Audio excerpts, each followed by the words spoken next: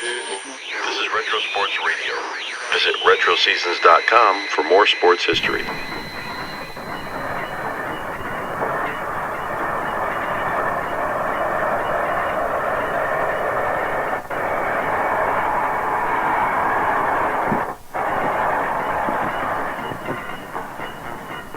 Machine. A group of parts acting together to create a force, a motion. Go ahead, look it up in the dictionary. That's what the word machine means. And someday very soon, you'll be able to look not in Webster's, but in the record books of baseball and find this phrase, the Big Red Machine. A group of men in Cincinnati, Ohio, who in the year 1970 acted together to create a force that bombarded the left field fences, smashed center field fences, and obliterated right field fences. The Big Red Machine that just would not stop, could not be stopped by anybody, any team in the National League. And the machine started rolling from the opening gun, the opening day of the season 1970. Just about set and ready for the 1970 season to get underway. In the National League, the Reds with the traditional opener here before a packed house. Better than 30,000 will be here this afternoon. Cloudy and damp and rather chilly, Joe, as Jim Merritt and Joe Sparmer get set to square off. Well, Jim, of course, the damp weather kind of worries you, the temperature, because coming out of Florida, we've been accustomed to the warm weather down there, and you just wonder what effect it might have on the two pitchers this afternoon. Well, we've had 58 opening days at Crosby Field, Joe. This is the 59th, and this will be the last one. The Reds moving into the new Riverfront Stadium. The Big Red Machine didn't need to warm up. Bang, wham, bang, 3 quick home runs let the world know right off of the bat. This was the name of the Cincinnati game. 2 blasts were belted by Lee May and Bobby Tolan. And then came this shot by a raw rookie named Carbo. Carbo hit .359 at Indianapolis last year and led the American Association. Joe Sparma, right-hander, kicks and throws. Swung on a high drive, deep right center field. That ball is well hit. Going up and up. It hit the light tower, not in deep right center field. A home run for Bernie Carbo. Following a home run by Lee May, and the Reds take a 3-0 lead. And speaking of rookies, what about Wayne Simpson? Once a control-troubled kid, on April 9th, he reared back and fired this 2-hitter at the Dodgers. 2 out, bottom of the ninth, and young Wayne Simpson is working on a whitewash job in his first major league start. 1 ball, 1 strike. Pitch from Simpson, swung on a high bouncer down the third base line, in and up with it is Perez over the fence, and first in time he got him for the 3rd out to retire the side, and Wayne Simpson shuts out the Los Angeles Dodgers on 2 little singles, one by Sizemore and one by Crawford, in his first major league start. In one day, one memorable day, an old star was hurt and a new star discovered.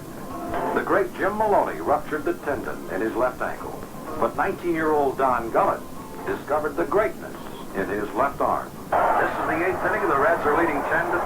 Big lead, and young Don Gullett stands to be the winning pitcher in this ball game if he can keep them going and getting them out. Here's a strike at the knees, a good fastball, and that one really zipped by, and Costco didn't have a chance to take a good cut. There's a swing and a high fly ball to right field. And in and over under it is Pete Rose waiting and makes the catch for the 3rd out to retire the side. Gullett gets the Dodgers in the 8th inning. No runs, 1 hit, and 1 man left off. Don Gullett has pitched himself 5 terrific innings in relief here against the Dodgers. Only on 3 hits. As we go to the last half of the 8th inning, the Reds 10 and the Dodgers 2.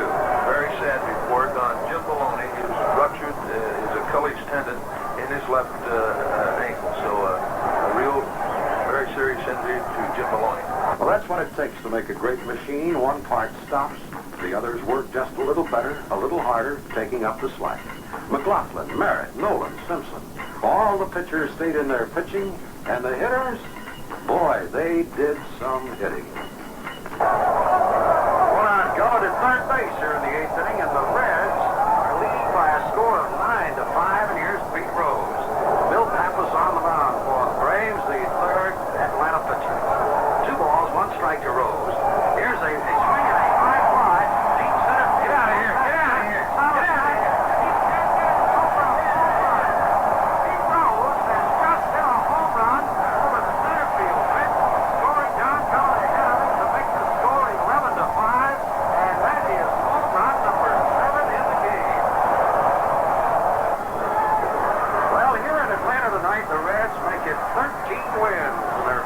games, hang on to first place in the Western Division, piling up 17 hits. 13 runs, 17 hits, and 1 error for the Reds.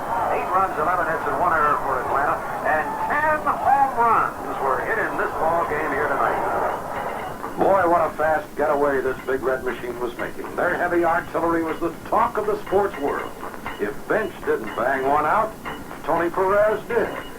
Tony Perez at the plate. Tony, probably one of the hottest hitters in baseball right now. Seems like everything he hits, a line drive. The master checks Tolan at third, lines the pitch. Perez swings, long drive to left field, and that could be number 10. It is. Tony has his 10th home run of the year, 25 RBIs. The Reds lead last score of 3-1 here in the third inning. Tony has tied the Major League mark and set a new National League record for home runs in the first month of the season. April turned to May, and still the rampaging Red Machine kept turning it on. This time, it was the Pirates who walked the plank 3 times in a 3-game series. 2 men are out. Start to the first, Sandy in the third. Ninth inning, 11-7, the Reds are leading the Pirates, trying to make it a 3-game sweep. 1 and 2. Swung on a line drive, caught by Lee at first base. A low line drive that Lee reached down around his knees and cleared for the third out, and the Reds win 11-7. Sweep the Pirates.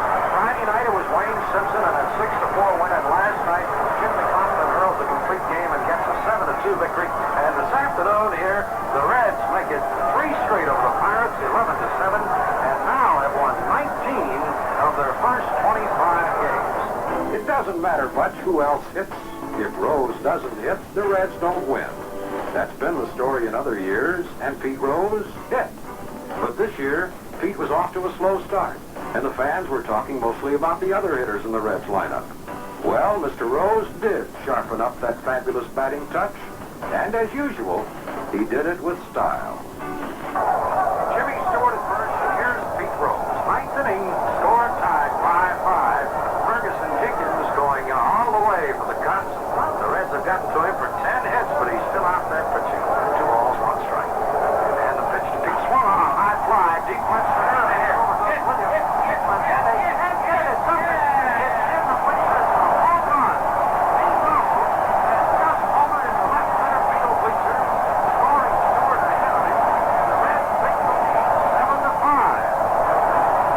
Most of the league's red-hot hitters were wearing red stockings, but there was one guy down in Atlanta that nobody could get out. Enter Jim McLaughlin. And the pitch is swung, a smash around. Rolls out for a second. Nelson in, up with an over to May. In time, he got him at once. A close play. Reds 2, the Braves nothing as McLaughlin shuts them out on 5 hits and sets Rico Carty down with run for 4 in the box score and breaks that streak. 31 straight. He couldn't make it 32 against the Reds and McLaughlin here today. Maybe the Reds could handcuff Rico, but nobody in the National League has ever handcuffed hammering Henry Aaron. And on May 17th, Hank Aaron made this hit and history. Hank Aaron at the plate with Felix Millan on second base, 1 down. First inning, game number 2, today's twin bill. Beautiful day for baseball. And a swing and a high bouncer over the mound, charging over Woodward in front of the bag, up with it. Here's his throw to first, not in time. Millan is coming around third, he's headed home. Here's the throw from May to the plate, not in time. There he slides in his plate, and Aaron is safe at first. And there's that 3,000 hit. Time is called. They're holding up the game, and here's Hank Aaron at first base, and the crowd is standing to applaud as Aaron doffs his cap. Time called. He walks over, and here's Dan Musial coming out, Joe, to congratulate him and hand him that ball that he just got his 3,000 hit with. Here we are in the middle of May, and to hear the fans talk, you would have thought it was October. People were talking pennant and making their World Series plans, and who could blame them? The Big Red Machine was rolling. 17 wins in 21 games at home. Rolling on, rolling over the Western Division. 7 games in front already, and more coming. Remember what it was like, don't you? Huh? Nux and I sat up here, and we were afraid to blink our eyes. Afraid we'd miss another home run. Fly ball with deep right. That might be. That's a home run for Lee May.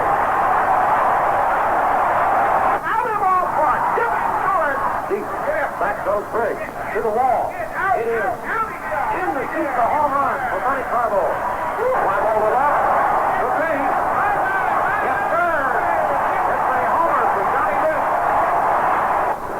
Fly ball to deep right. That might be. That's a home run for relive. Connie has size one to center. That's a way back and a home run. That hits the deep left. That might be. It's to the wall and over. Home run by Ben.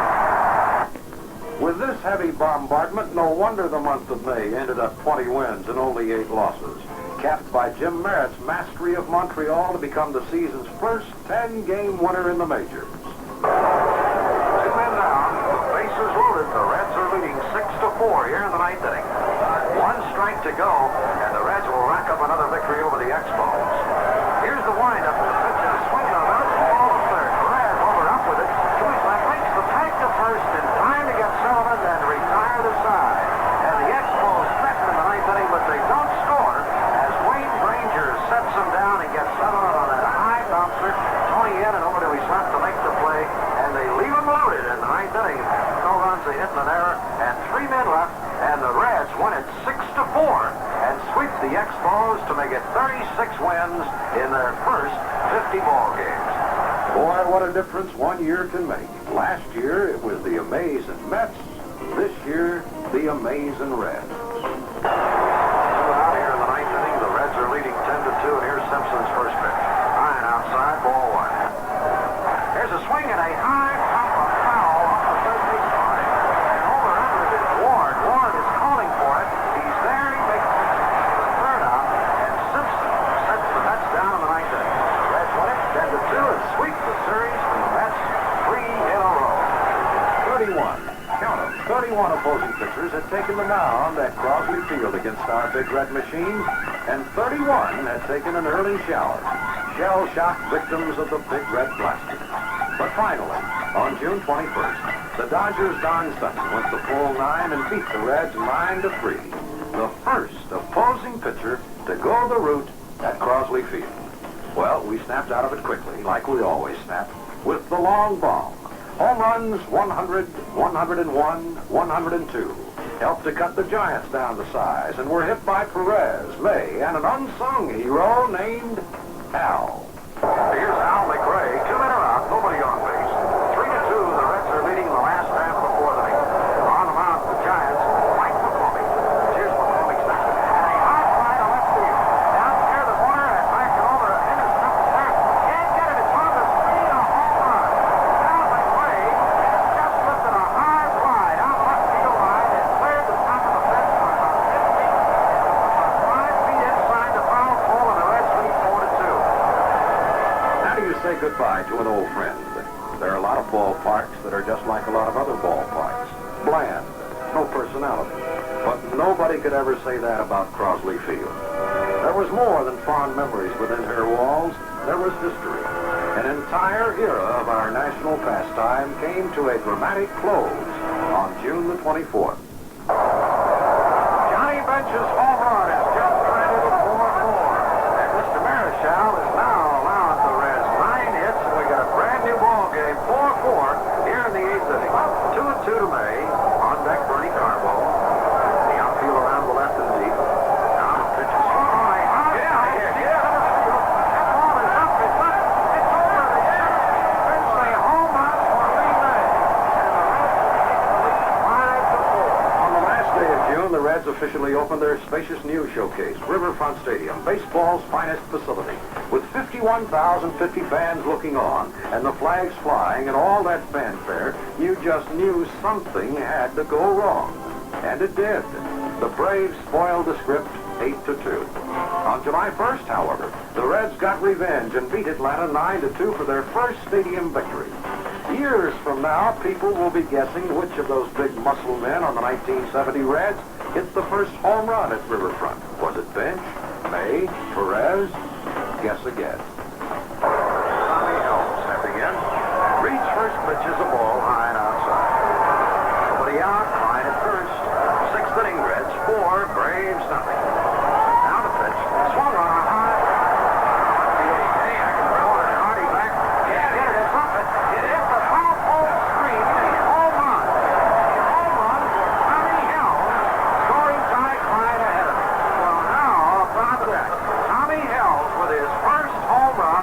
1970, just above the fence, and it hit the foul pole screen. That's the first home run in the new Riverfront Stadium by a member of the Cincinnati Reds. The Reds hurlers came through, too. Nobody could believe Wayne Simpson and his sensational rookie record. 13 wins, 1 loss, 10 wins in a row. That's what Wayne was celebrating after the July 4th weekend, and the fireworks didn't stop there. Gary Nolan and Jim Merritt fired back-to-back shutouts at the Padres, and the whole staff pitched more complete games than during the entire 1969 season. 3 straight losses in mid-July would be normal for most teams. For the red-hot Reds, it was to be their longest losing streak of the season. But everybody came around, and the Reds reeled off 3 straight to keep 10 up on the Dodgers at the All-Star break. Tony Cloninger helped out. Ray Washburn saved one of those games. But most memorable of all was the day little Woody Woodward became the Sultan of SWAT. Reds batting in the 8th inning now with 1 out and Carbo at first. And here's Woody Woodward. And Ron Reed, who's been staggering along here, holds on to a 10-5 lead. Ron Reed takes a stretch, hook over the shoulder, and out pitch. Swinging a hot fly ball to left field. Back goes Jimmy Hall, way back, and that ball is over the fence, a home run. Woody Woodward has just hit a home run to make it 10-7 now, throwing Carbo ahead of him. And how about that? They said last year that the Mets were the team of destiny, that they seemed touched by that special magic that makes impossible dreams become possible. So, nobody was surprised that at the All-Star game, with President Nixon looking on, the game's greatest galaxy of stars doing battle, nobody was surprised to see Cincinnati supply the hero as our own Pete Rose came busting into home plate with a winning run.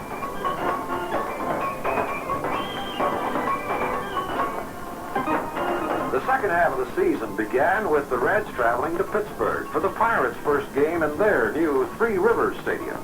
And Tony Perez and the Reds spoiled the occasion for the Bucks. Tony Perez at the plate, the count, a ball and a strike. Ellis checks Nolan at second base, delivers a fastball. There it goes. The Reds' 30th home run of the year, and the Reds lead 2-1. Just 2 days later, Jim Merritt stopped the Pirates again, 3-1, to become the first 15-game winner in baseball. But winning games isn't all there is to pitching. Ask Wayne Granger, who is just great at saving games. On July 24th, he saved game number 22 for Gary Nolan as the Reds routed the Redbirds 4-0. How do you pick highlights from a year like Johnny Bench had? Maybe one such day was the 26th of July. All right, Jim, it'll be Johnny Bench to lead off the 5th inning. John has had 2 home runs already in the ball game. In the first inning with 2 on, his 31st home run of the year. He hit number 32 in the second inning with 1 on. He's leading off the 5th. Steve Carlton on the mound. His first pitch to Bench is low and inside a ball. Johnny with 32 home runs, and here he is, 1 ball, no strikes with Carlton. Carlton winds a curveball low and inside. It's 2-0. Carlton ready with his 3-1 pitch. The fastball, off drive, left field. Going back, he's not going to get to that one. It lands in the 4th row of the green field. Bench's 3rd home run of the game. John now with 33 home runs on the year. And, well, what can you say about young Johnny Bench? So the Reds defeat the Cardinals here this afternoon in a wild and woolly one, 12-5. And look at the line score for Johnny Bench. 3 home runs, a single, 4 for 5 on the day, and 7 runs batted in. 7 of the 12 scored by the Reds knocked across for Johnny Bench. Homers in the 1st, 2nd, and 5th, and the Reds whopped the Cardinals 12-5. On August 1st, the Reds set their all-time attendance mark. 1,131,076 fans had come to cheer on the Big Red Machine, which responded this day with a 6-4 win over the Cubs. And Bobby Tolan waited until the 11th inning of the next game to personally beat the Cubs again. 2 men out. Klein at second, Rose at first, and Pizarro completing his wall-up tosses to work to Bobby Toll. The Reds 3, the Cubs 3. And boy, this crowd here this afternoon loves it. The 11th inning, extra innings for the Cincinnati Reds. This is the 6th time the Reds have played overtime, and they've won 4 of their first 5 extra inning games. And here's Bobby stepping in. Pizarro, the 3rd Cubs pitcher, following Holtzman and Jim Colborn. And now here's Pizarro, veteran left-hander. First pitch to Bobby is a ball inside. Rose at first, Klein at second, and 2 down in the bottom half of the 11th inning. 3-3. Boy, what a ball game. These Cubs are tough. Wow, the pitch, a swing, and a low line drive in center field. And Capitone can't get his ducks in there for you. And around third to score comes Klein, and the Reds win 4-3. The Reds beat the Cubs 4-3. Bobby Tolan coming through against the left-hander that he's done so many times. Gets a clean hit to center field that Capitone couldn't get to. And the Reds win 4-3 in 11 innings over the Cubs. When did you begin to think the Reds were in? Well, for me, I guess it was after the 4-game series with the Dodgers in early August out on the coast. If they swept us, they were back in the race. But when we got a split, the headlines in Los Angeles read, Dodgers magic number, now 1971. I guess that's when I began to believe the 1970 Reds were going all the way to the flag.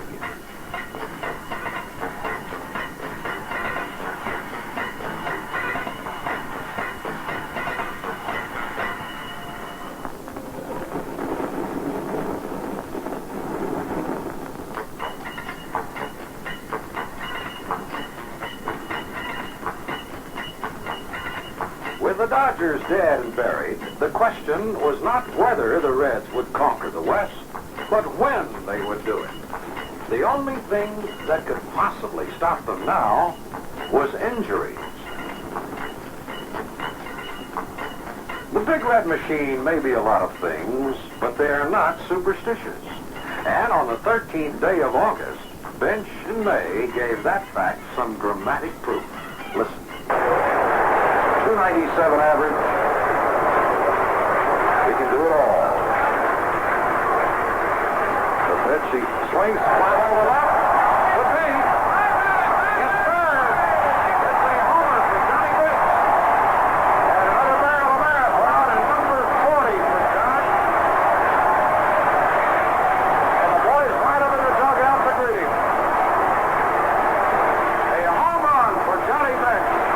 Tony Perez ahead of him, and the Reds take the lead 2-1. Somebody out, here's Lee May. Lee May waiting for the 1-1. There it is. Change up is outside. 2 balls a strike. Sadecki works. Fly ball to deep right. That might be. That's a home run for Lee May.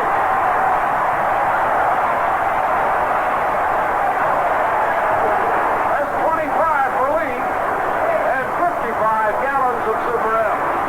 Speaking of superstitions, don't believe that old tale about pitchers not knowing how to hit. Running ready to pitch to Cloninger, whom he has struck out twice. Gets this one outside, ball 1. Tony's been called out once, and he's gone down swinging once. Johnny Bench now has 118 runs batted in.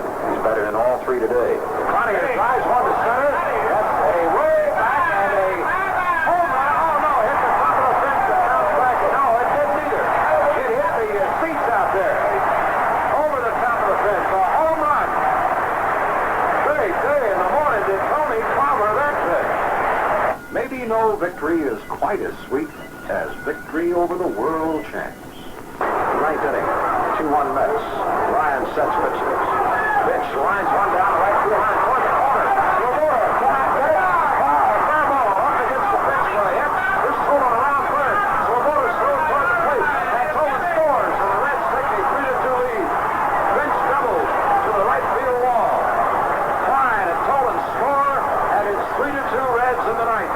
Who ever heard of a good machine running very long without spare parts? And that was the Reds' secret this year. Steelers 0-2 pitch. Swung on, fly ball, deep to right. Going back, Svoboda, looking up, out of the ballpark. Jimmy Stewart, he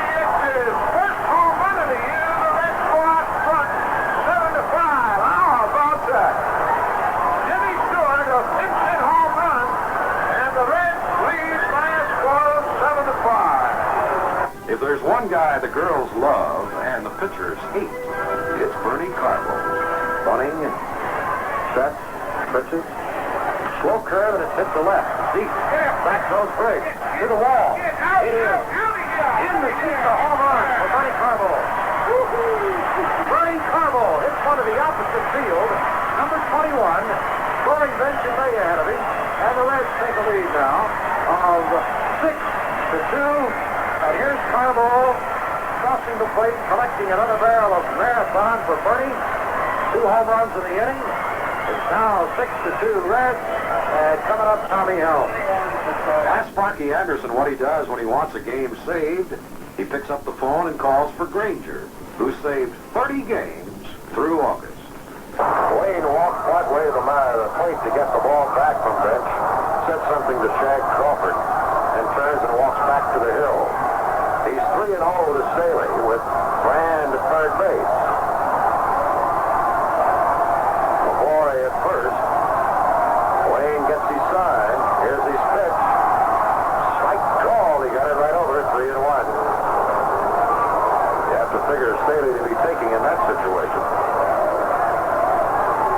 Now it's 3-1. Wayne gets his sign, sets, delivers. Swung on a ground ball. Lee May at first, up with it. He'll make the play himself and end the game. And the Reds win by a score of 4-3 in 11 innings. September was a tune-up month for the Big Red Machine. With a big lead in the West, Sparky Anderson started sharpening the team for the playoffs to come. As if the Dodgers weren't far enough out of it, along came a kid named Wilcox. Wilcox was a second-round draft choice of the Reds in the regular phase in June of 1968. And here, just a little over 2 years after he was drafted, he's pitching in the major leagues. As the sign and throws and holler, it's a slow bouncer toward Helms, who is in front of it, and throws him out. And that is the game. And young Mr. Wilcox has shut out the Los Angeles Dodgers 6-0. One fine performance. In the ninth, no runs and 1 hit for L.A. with 1 man left, and the Reds win 6-0. In his entire career, Lee May hit 1 grand slam. Yet, this year alone, he hit 3. Here's Lee May. 1 out and runners at first, second, and third. Chance for a big first inning right here. Wind up by Moeller in the pitch. Line drive deep left, way back, up, it is. In the seats, a home run, I believe. It is. A grand slam for Lee May. Lee May hit the first pitch from Moeller. A line shot into the left center field bleachers. Line drive up over Moeller's head. A grand slam for Lee May. And the Reds lead 5-0. Wow.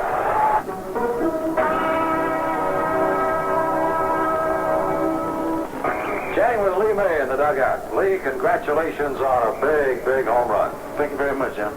I know one thing, we've talked about it all along with Bench and Perez batting ahead of you this year. They've had 130 and 120 some odd runs batted in, and here you have now 83, and I think that's an amazing total considering the fact you've been hitting behind those 2 guys. Yes, and after the game, I thanked Johnny and Perez for leaving me in on base for a change.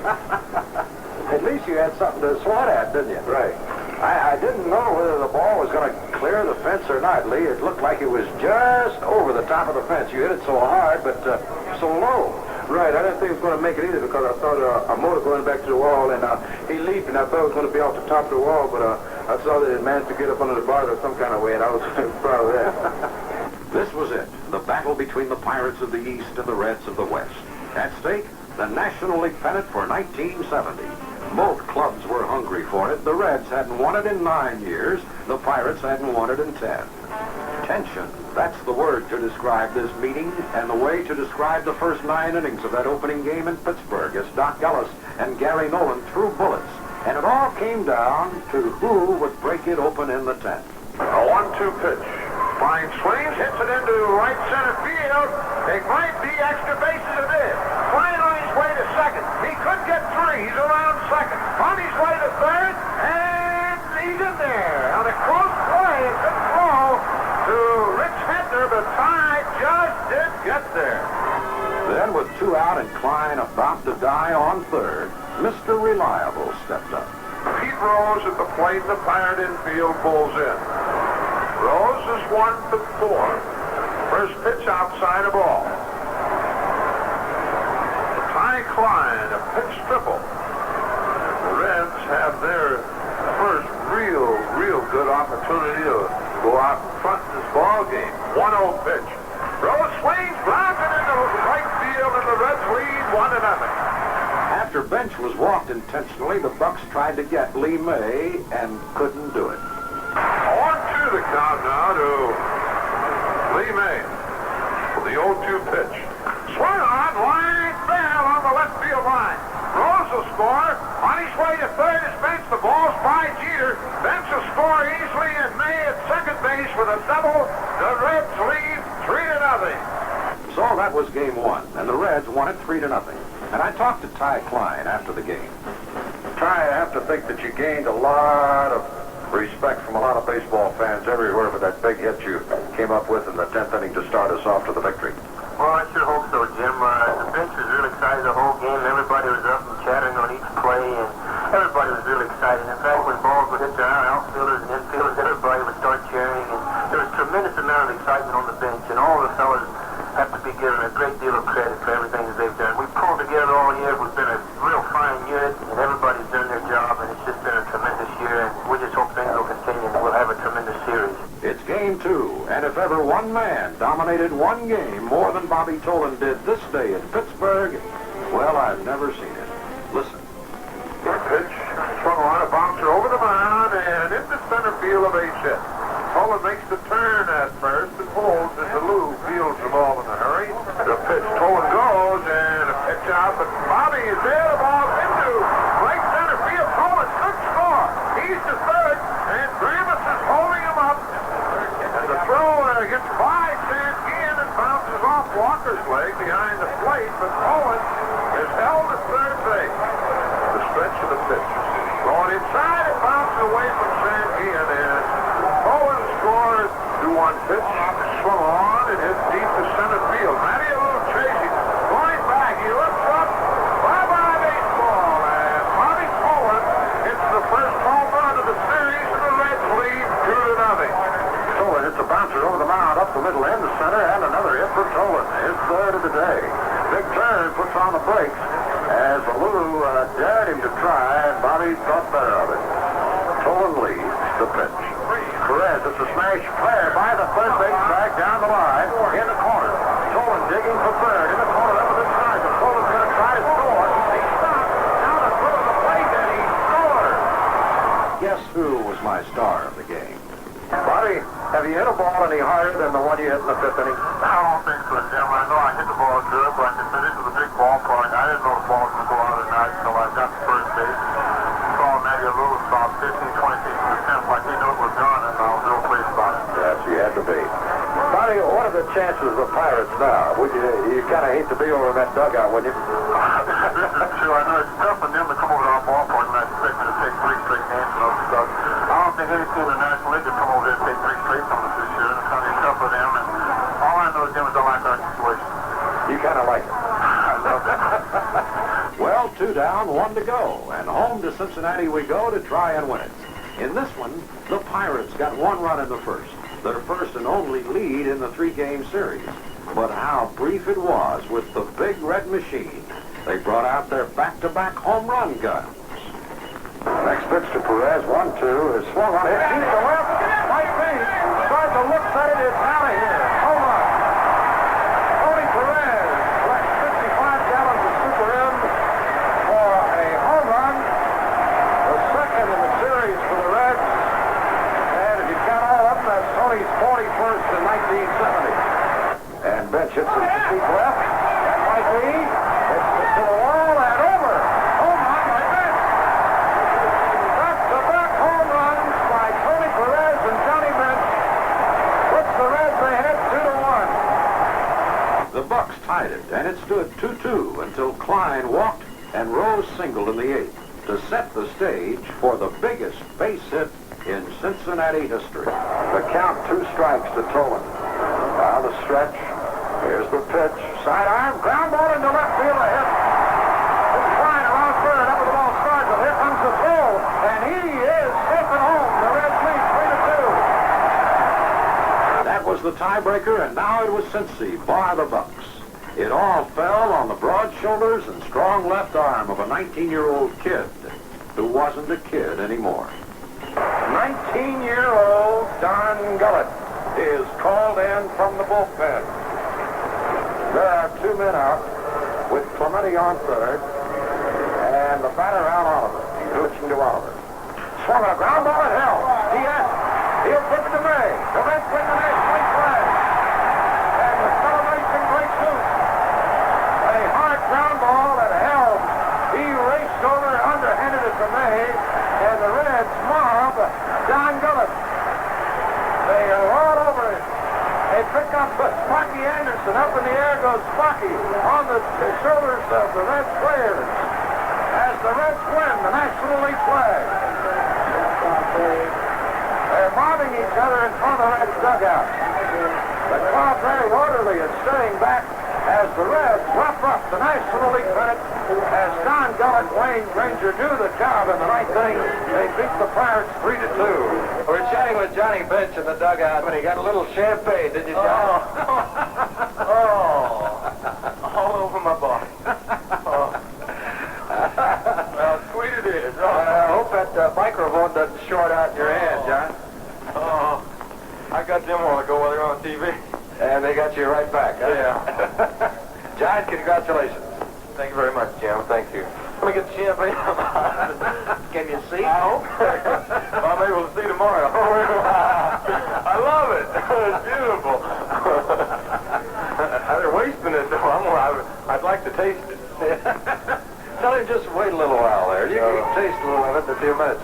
The Reds win the pennant. The Reds win the pennant. That's the cry that kept the Queen City up late that night. The players went wild. The Big Red mentally put together that special combination of raw power, defense, and pitching balance to roll over the National League in 1970. The World Series was rated so close that nobody in their right mind wanted to go out on a limb and pick the winner. 2 beautifully balanced teams with the Birds rated stronger for frontline pitching. You never would have known it in the first game.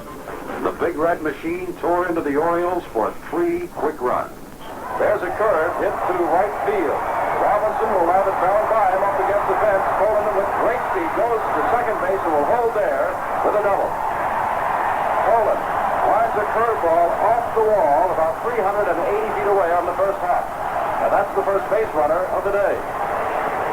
Right-handed batter, Palmer back with the fastball, laced over the head. It's 1-0 Cincinnati. Over the head of Brooks Robinson. Bench makes the turn at first. Cincinnati goes in front. Bench swinging on the first pitch, lining a single over the head of Robinson at third base. And Tolan scores from third. Another curveball, deep to left field. Back goes Buford looking up. Home run, 3-0 Cincinnati. The Birds battled back with 3 runs, and the score was tied in the 6th when the man who was to become the monkey wrench in the Red Machine struck for the first time. The 2-2 to May. Swing ground ball third base side. Brooks Robinson's got it throwing from foul ground toward first base. It is in time. And the Golden Glove artistry of Brooks Robinson was never more apparent than on that last play. If that doesn't break Cincinnati's rally and their heart, this next play does. A play called the most controversial call in baseball in 1970. The set by Palmer. Here comes the 2-2. Curveball, swinging a ground ball that is going to be fair or foul. They wait for the hop, and now Hendricks makes a grab and tags the runner coming to the plate. It was a Baltimore chopper. It hit right in front of the plate and then went straight up in the air. Hendricks was powerless to do anything but wait for it. Carbo broke for the plate. Hendricks made the grab, fell on top of Carbo with a tag for the second out of the inning, and we have a beat from the Cincinnati manager, Sparky Anderson. Helms moves into second base. On with the fielder's choice is Ty Klein, the pinch hitter. There are now 2 out, and Anderson continues his beat at home plate with the plate umpire Ken Burkhardt. Well, it could be for several reasons. Number one, Burkhardt had his back to the play and had to look over his right shoulder. According to a monitor that we have here for television, the tag was made, and the runner, Carbo, did not touch home plate. But then again, Sparky Anderson might be out to say that Burkhardt was in the way of the runner and blocking home plate, forcing Carbo to slide around it. In any case, the run does not count, and they're two out. And they've just thrown some towels on the field from the Cincinnati dugout. Game number 2 began just the same way the first one did, rolling out in front with the Big Red Machine, 4-0. And at the plate now, Relive. Cuellar's pitch. Line drive, well hit. Alley, left center field. Blair can't get there. It's off his glove. Off the wall, deep in left field. One run is in. Here is Perez around third. They're waving him home. On his way to third base goes May, and they're so pro. A triple for May, and the Reds lead 2-0. Here now is the foul off the third base side of the mound by McCray. Cuellar's throw to the plate is wild, and the third run scores, and McCray has reached. Pitch. Fly ball really ripped deep right field. It's going to go. Home run, Bobby Poland.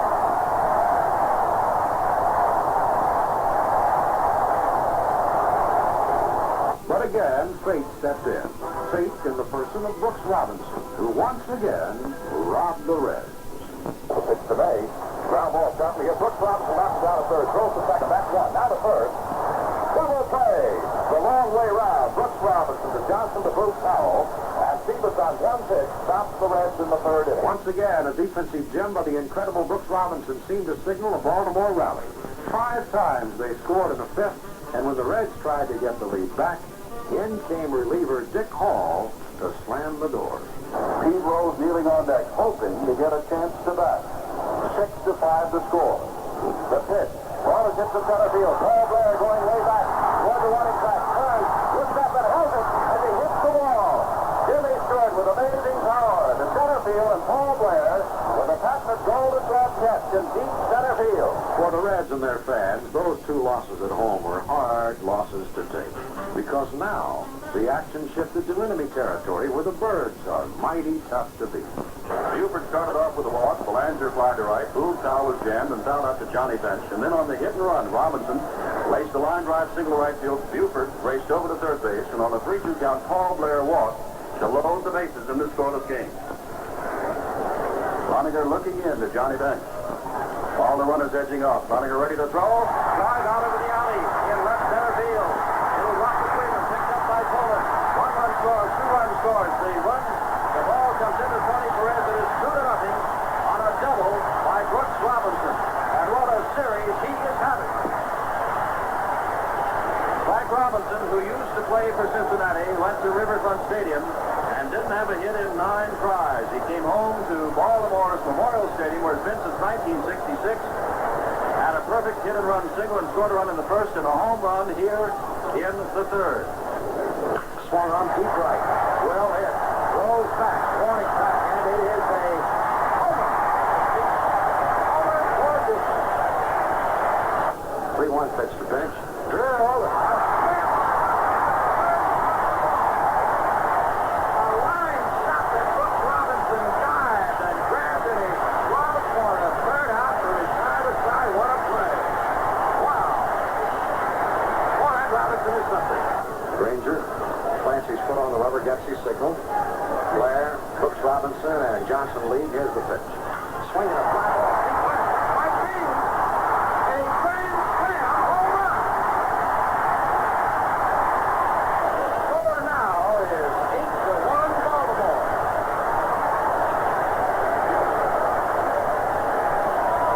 Well, you talk about pitchers and how they can hit.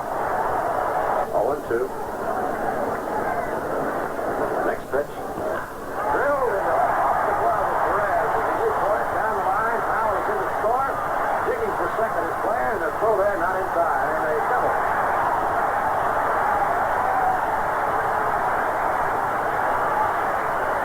And now the Orioles lead 9-3. Down 3 games to none, and on the brink of a sweep, the Reds called on the pride that had kept them rolling all season long.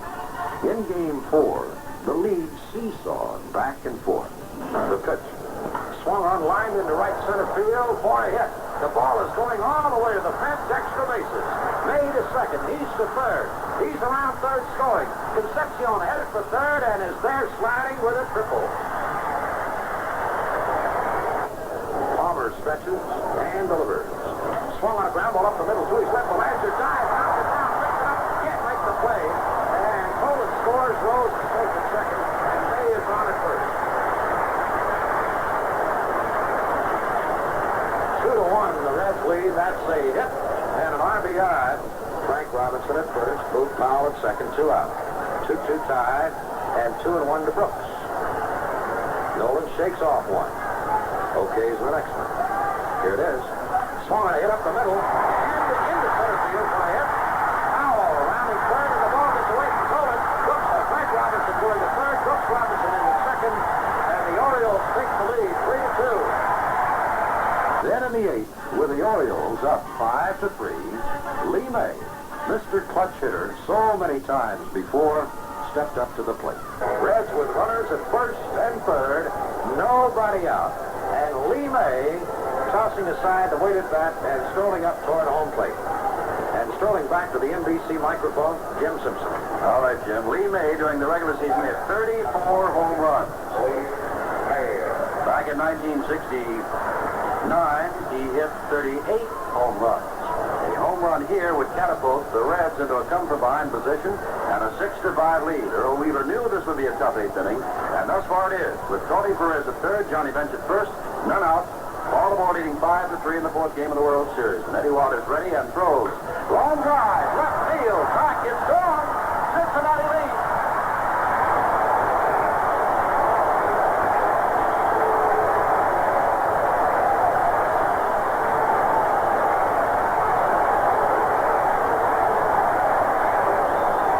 One pitch, and the 2-run lead of Baltimore is wiped out. It is 6-5 Cincinnati. The Reds fight back. Maybe that's where we should leave the 1970 season, on a high note, because that's what it was. The Big Red Machine, magnificent for 6 months, was just unlucky enough to run into another machine, a vacuum cleaner named Brooks Robinson. Sure, our Reds lost the series, but from Bonhausen down to the bat boy, there was no regret, no shame, just pride in winning the pennant, and lots of confidence in this great young team in the future. Well, Sparky, it's officially over. The season has ended. Sincere congratulations. Well, thank you so much, Jim. And I just like to say to all the people that we won 102 ball games, but you don't win these kind of ball games unless you have the type of ball club as we do. And I felt we were capable as we got going along to win 110, and maybe we can look forward to that next year.